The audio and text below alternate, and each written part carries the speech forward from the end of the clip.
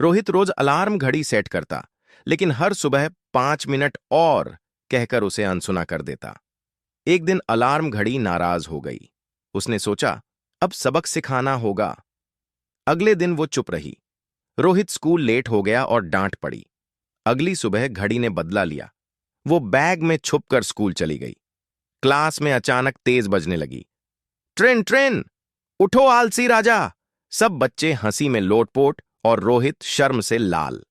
अब रोहित घड़ी से कभी पंगा नहीं लेता। अभी भी